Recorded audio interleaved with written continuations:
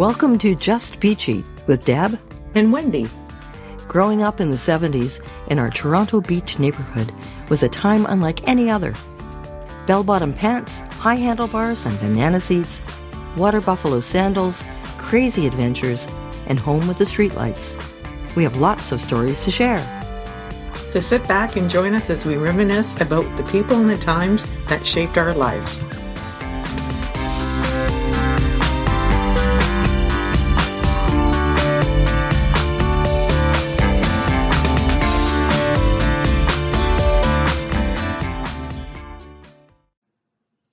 First, we were afraid. We were petrified.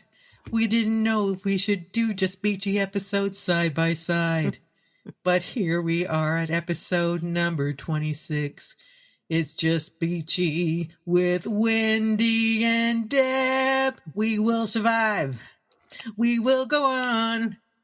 And we may get up to 100, but I'm going to sing this song. I hope that you enjoy it anyways, because I'm losing my thoughts. But here we are again with episode 26 and not 210. Okay, that went on longer than I meant to. I didn't know when to end it or how. I think we're both a little bit punchy tonight.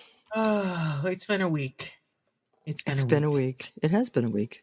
It has. It's Friday. We're recording on Friday. God knows when you'll hear this, but we're recording it on Friday. Weekend. Yeah, whoops. We're going to blame it on the full moon. Yes. We always get a little weird. My animals are weird on this full moon and eclipse last night. My gosh, the cats. Mm-hmm. Cray, cray. Cray, cray. Yeah, everybody's cray, cray. I didn't notice it too much. St. Catharines can be pretty tricky driving in. I was there earlier today, but it seemed everybody was minding their own business. It was good. Oh, that's good. Yeah. Well, I live in Guelph, and it is St. Paddy's Day weekend for the university students. So there's been lots of warnings and lots of stuff put out there. So a full moon and St. Patrick's Day. Not a good mix. Not a good mix. No green beer. No. It's going to be. I was never, I never went to university. I never went to college. I didn't leave home until I got married. But I don't know what it is about kids that do leave home and go to another town that they think that they can just do whatever and there's no repercussions. It's just like, but there are now, because the university instilled repercussions a couple of years ago when things totally got out of hand. Yeah. So, yeah. Well, now that I've said all that, I guess I should backtrack, because I believe a couple episodes ago I talked about when I went to Petawawa on my admin, and you did have your wild time and off to Montreal with strangers. So sorry, I take everything back I just said. But but I was under martial law. So I had to be somewhat military law, martial law. Martial?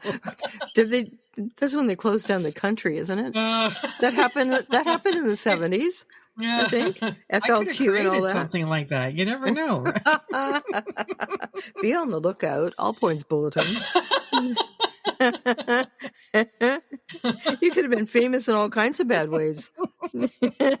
Last seen heading to Montreal. 17-year-old Torontonian impersonating Farrah Fawcett Minor. Yeah, you would have loved it. You would have posed for the pictures. Your mugshot would have been all I needed was that your red head bathing back. suit. Oh my God! And I could have got away with it back then. You were really Glinda. You did the toss. You did the toss. Oh my gosh! That would have been your mugshot. Wendy with her hair. Put on the fan so my hair blows. My God.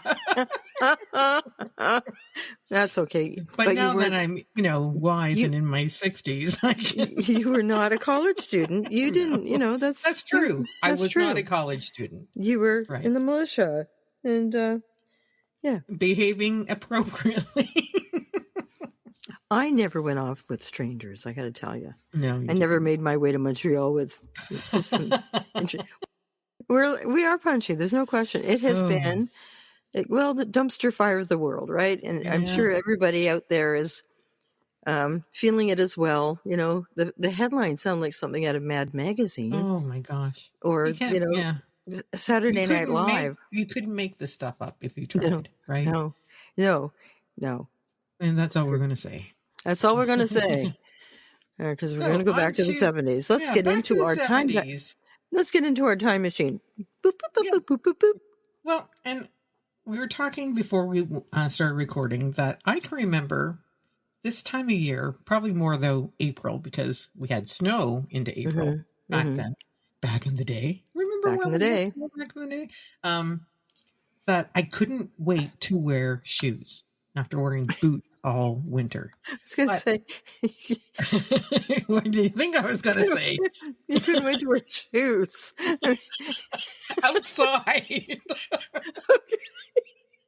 Because I know for a fact that you did own some. I couldn't wait to ditch the winter boots and go outside in shoes. Freedom. After a winter of wearing sweaty, heavy winter boots. True. With the buckle on the side that you wore your shoes in sometimes, or you just had the winter boots. But it was just the freedom of being able to go outside in your running shoes. Light feet. But I don't think we could until we got Mom's permission. She had to give us clearance before we could. I don't remember that. You don't remember that? I don't remember that. Maybe I just said, I'm wearing my boots all summer. I don't know. You were a rebel. I was a rebel. There's no question. In my own way. But I can distinctly remember being at Graham's, and maybe it was more Graham that wouldn't let us wear our shoes. I don't know. Graham was always worried about us getting colds in our kidneys. So, we couldn't sit on concrete because it might be cold and give us a problem with our kidneys.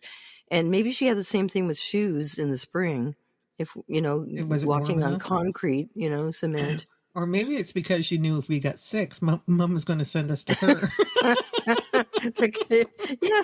Yeah. You're not coming here. It's 59 degrees. You can't wear your shoes yet. I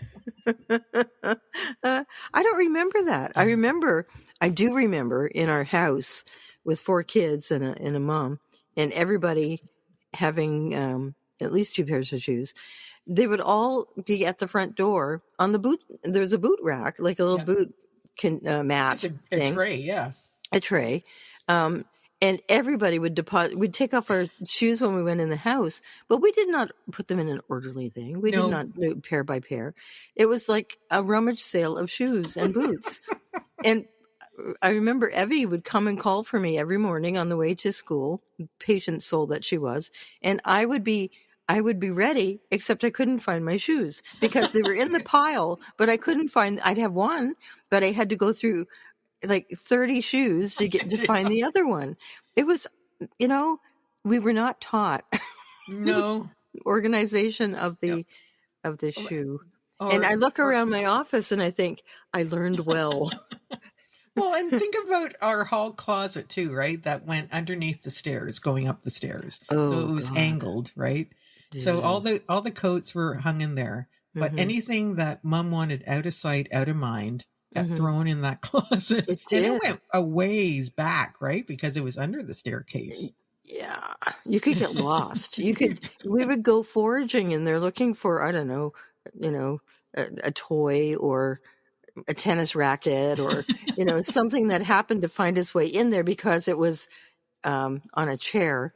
Not my guitar, but, things that we used that Mom would just sort of fire into the hole. Yeah. Company's coming, quick. We probably threw everything in there before Dr. Pasco used to come and do his house calls with us. That's right. But it was like, there was no order to it. It was just things on top of things on top of things, under things and over things and around things. And, I never went in there. On the side was really... maybe that's why I like things to have a place because of that. Who knows? Could be. I think it's important for everything to have a home. I need another room for the rest of my stuff. That's all. I think you do. Everything. You need another room for your room. I do. Well, everything in this room I use, but somebody recently pointed out to me, do I really need 6 ukuleles? Seven ukuleles. And I say, yes, I do. I don't know. We've lost Wendy. She just walked away. Must have been something I said. You left. I did. I'm back.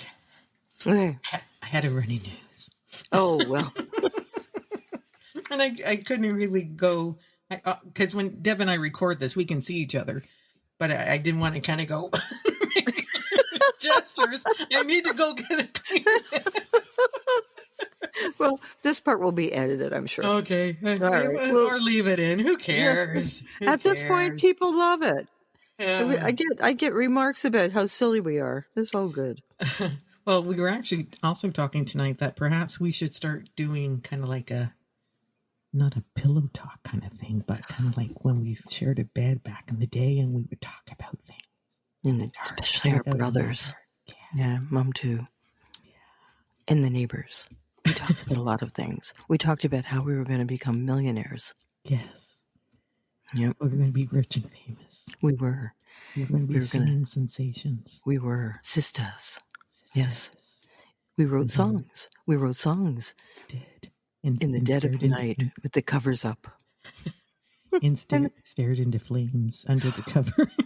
No, we did not. You're silly. But we would talk in hushed tones. But maybe that was in our later years, because before then you hated me. I never hated you. No, you were I'm joking. You were my silly little sister who always had to touch part of my leg when we were sleeping. Get your foot away. That's your half of the bed. You stay on that side. I'm really surprised no toes on my leg. Yeah. I'm surprised you never put a piece of tape running down that sheet. Maybe you did. I don't know. I think I did once. I think I did once. I do recall something. That's your side. You sit on your side of the bed. Oh, yeah. There was, and you would try to cuddle. I would be on my side, and I could feel like body heat coming my way. Stay on your side. Did we ever have twin beds? Yes, we did. We did. Mom moved us into I probably complained too much. She moved us in. She changed rooms. That's right. And you were on a whole other side of the room. Yeah. It seemed so big. That room seemed so big. But it really wasn't. No. But Jenny stayed over once. Do we have an extra bed in the room? No. We shared a twin bed. I don't know. I don't know. I know what seems so large, right? Like the house was small when you think about it. And yeah, it was small. And we, in that neighborhood, like especially around Graham's, Woverly and Coxwell area, like all those wartime homes and how tiny they were. But you know what? I would love to have a home like that now. Oh, like, yeah. Would just be the perfect size for a couple people and 3 dogs and 3 cats. No, it's true. Like Graham's house was quite large, but the rooms were small. The front master room was nice. Like, the principal room, I think it's called now. And the one that was our living room when we lived over top. And Mom and Dad had the smallest room, which was in the front. Just I don't even know how they fit a double bed in there. No, that room was tiny. I remember Dad used to sleep with his hand bracing on the floor. I think Mom was a bed hog too. But I remember she was trying to get away from the radiator before it burned her. That's what it was. They were right up against that thing. There's no other way to put the bed. No, in that room there wasn't. But she liked heat. She was. Yeah. I don't think she complained too much, but yeah, I think she liked her space. But and speaking of Mom, yes, we were trying to think of some mom-isms, and when you're not trying to think of them, they come to mind so easily. But when you're trying to recall, it's like near impossible. I But think we did. everybody's mom had things they liked to say, that they brought out in times of stress or distress. Our mother was like that too. Yeah. Or she'd say things as a joke, like with the match. Yeah. She'd blow out a match and she'd say, "Come here, give me your hand." Poke your hand with the hot match head that had recently been ignited, and she'd say, "Ever see a match burn twice?" Oh my God. Yeah, she did that to me a few times, and for some reason, I fell for it every time. I know. She had that convincing kind of voice. "Wendy, come here. Let me see your hand." Or the other one that we still live by, and a couple of my children live by, is Sunday plans never stand. That's gospel truth. You don't So, make plans on Sunday. Nope. you can talk about it, but you don't plan it. You don't plan it. You can come up with a vision board, but you don't put anything into place until Monday. Because what happens? They never stand. They're going to fall through. And it happened so many times when Mom would say, "We made plans. we forgot it was Sunday." That's what happens. So we do believe that, actually. What was the other one that you came up with about the kittens? But what? The kittens? Oh, she'd say, "Is that a cute little kitten or a goddamn cat?" But she'd say it in her little funny voice, her little ditty voice. Yeah. like toot little titten or something. And she was weird. We had a weird mother. We really did. We come by it honestly. I can still hear her also sing. And this actually came to me. This is when I still had the house here in Guelph. It was like middle of the night, and I was letting a dog out for whatever reason. And all I heard was, "I love you, a bushel and a peck, a bushel and a peck, and a hug around your neck." But I heard it as her. And I think that could have been shortly after we found out she had passed. Maybe. And I just, but it was so distinctly her. Yeah. And, but she used to go around singing that song and kind of doing her little dance with it, like pointing out the toes, or the, maresy dotes and dozy dotes and little lambsy divey, a kiddly divey too, wouldn't you? So I love those songs, and they're on my iTunes. So and every September, what would she sing? School days,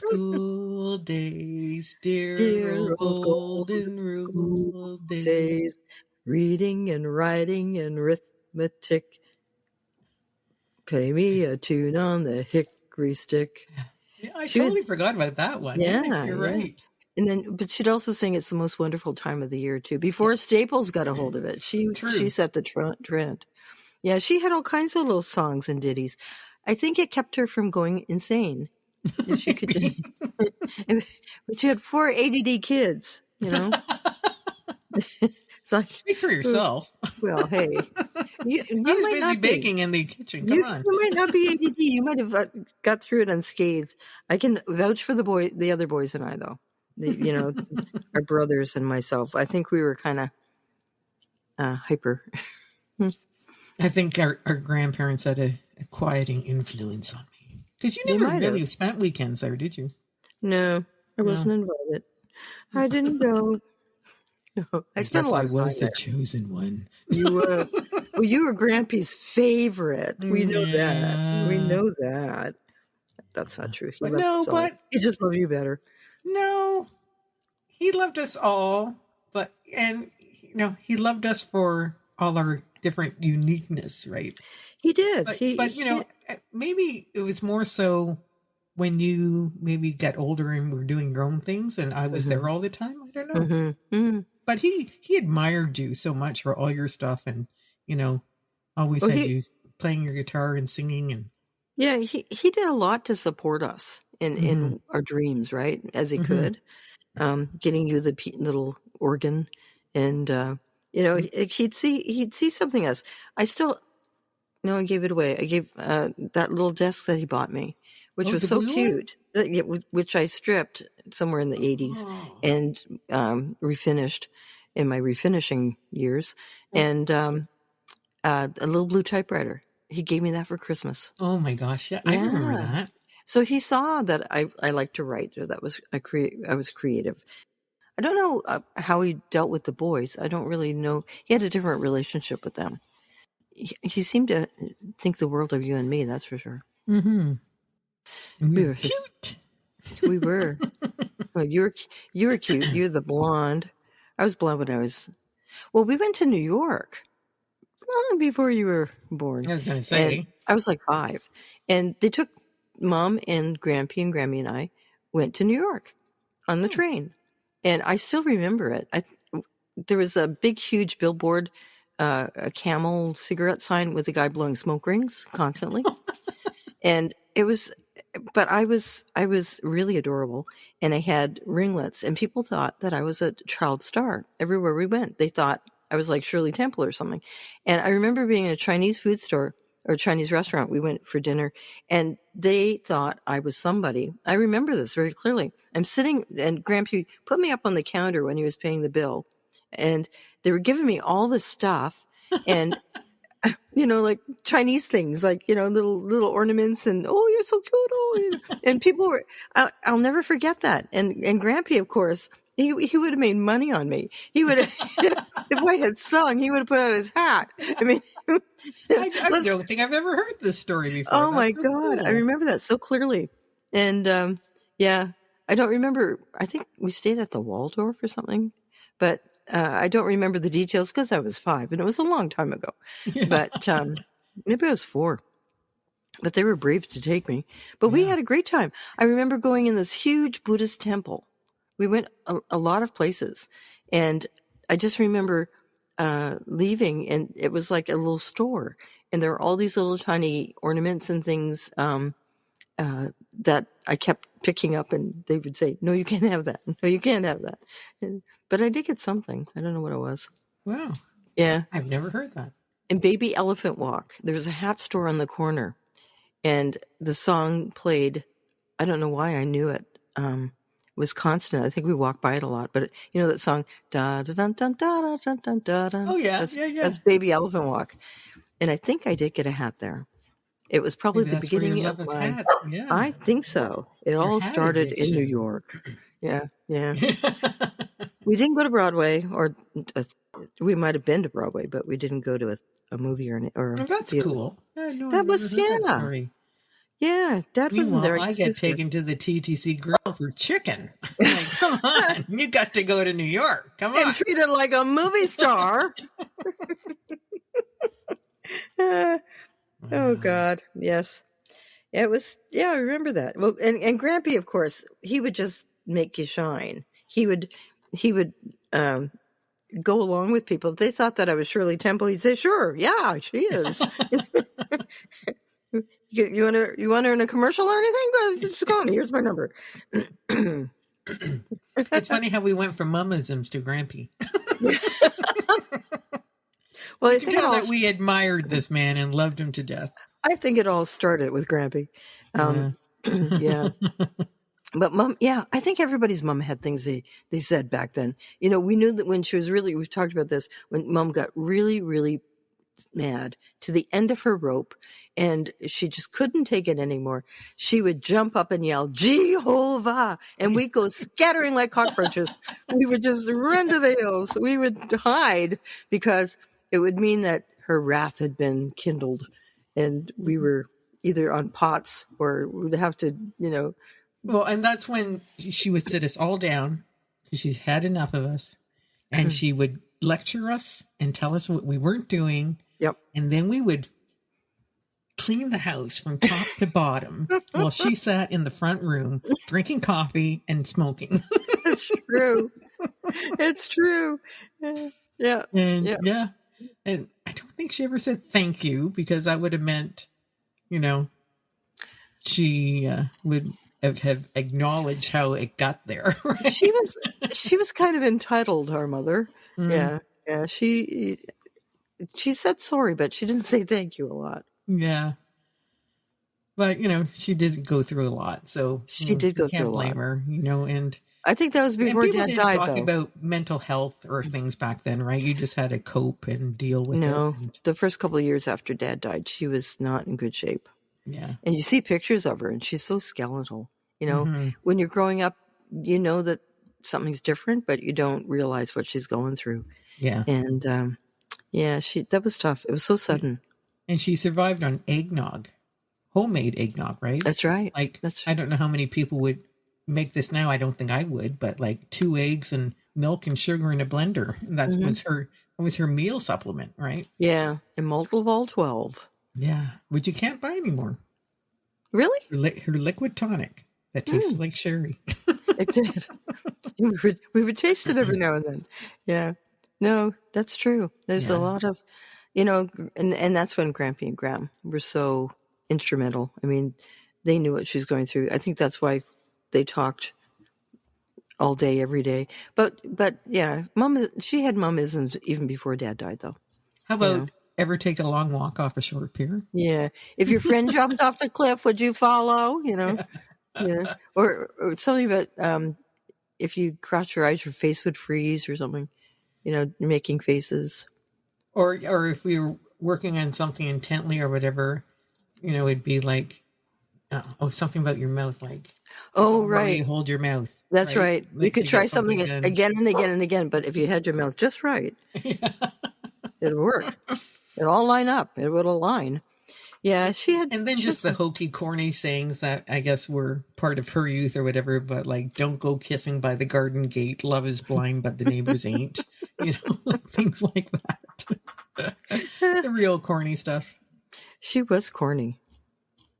I remember her trying to get Dad to dance. And, there'd be something come on and she'd start doing with the shoulders. and pointing out the toe and back. Come on, Joe. Come on, Joe. And he'd just go, give her like the hand swat. Oh, go on, I don't think Dad liked to dance. Although they met at a dance. That's true. But he was probably there for the chicks. Come on. Well, yeah. He was there with Uncle Wilbur, who was there with Mom. And funny. His chick. That's right. Well, Dad was engaged. I'd love to know the story. We have to do some. Yeah, he was engaged before he met Mom, who was engaged before she met Dad. I wonder who that was. I wonder who's around who still knows. Some wizened aunt who hasn't died yet. Get on that ancestry. You're the one that pays for it, not me. I just renewed it. I hadn't paid for a while, but then I found out that one of our cousins was looking for me. And I thought, oh, this is a cool thing. I think I'll just do it for a while longer. Yeah, well, you have to go into the... Yeah, but it won't say who he was engaged to. No, but some if anybody out there knows our father and knows who he was engaged to... Joseph Cecil Roach, born in 1925 in Reserve Mines, Cape Breton, Nova Scotia. Nova Scotia. A little tiny town. I think her name was Rose. I think this is something to talk about under the covers. Okay. Let's see if we can get the dirt. I think so. I don't know who else we can invite to get the dirt, though. I don't know either. If anybody has any ideas, come and join us under the covers. Okay, I think we need to light candles and we need to talk to the flames. Maybe we need to dig out that Ouija board after all. No, we're not going near that thing. No, we're not going near that thing. That scared the living crap out of all of us, and I haven't used it since. Try to do a seance at all? Maybe. I don't think we did, because we hung out with people at one time as the angel ladies that actually didn't need a seance. So they just told you somebody would talk through them, eh? Jean was a good channel, but I miss her crowd. Yeah, I miss the people that she used to bring through, like Asha. Yeah, that was cool. Mm-hmm. Yeah, because for a while there, when you had the Inner Resource Center up in Markham, right? Mm-hmm. You did a lot of workshops and had people come and do readings and workshops. And we had some interesting people. Yeah, and this would have been in the 90s, right? Yep. No, 2000s. Yeah. We met some very interesting people. We wrote the book, Psychics and Medium in Canada. That's true. So many people in that book have passed on. Mm. That's how long ago it was, 2006. Wow. Including Jean. Mm, Yeah. yes. Well, listen, we're up to, I won't say the time because I might edit. We've been talking at least 30 minutes. At least. But That was yeah, fun. we kind of went a whole gambit tonight. It was fun. I This had a good was time. this is a punchy session. Well, Punchy. I think we needed it. It's kind of like it's Friday night. It's like, oh, I'm tired. Do you want to do it? Yeah, let's just do it. We'll be fine. And then we always are. And we hope what we come up with, you guys enjoy listening to. And if you thank don't, Wendy. you can always turn it off. That's true enough. But, thanks for Wendy for posting on our Facebook page, that she listened to our last one heading to bed the other night. And Aw. it was a nice way to end her day. So it's always nice to hear that. That is nice to hear. And we now have 58 members. We have a new member? We do. I thought we had 59. Did somebody leave? Oh, maybe. Maybe. No, I think we were at 57. And now we're at 58. Oh. Actually, let's do this in live time. I'm going to go to our page as we speak. Okay. Uh-oh. Uh-oh. Uh-oh. Oh, no, not just... 58. 58. That's 2 from 60. We almost had 60. Yep, we added one in last week. Woo! That's fabulous. Always exciting. Always. I wish I had a bell I could ring. And my squeaky chickens across the room. But yay! But we need to say goodbye, but we do. And if you do have any mumisms, please pass them on to the page because we'd like to maybe they were all of the same mind frame back then. Everybody has, I'll give you something to cry about. Everybody has that one. Yeah. Oh my God. That was a very common one. All right. Well, this has been really fun. It really has. Thanks for listening. And, thank you for listening to whatever this was. And we'll see you next week. We'll see you next week. Bye.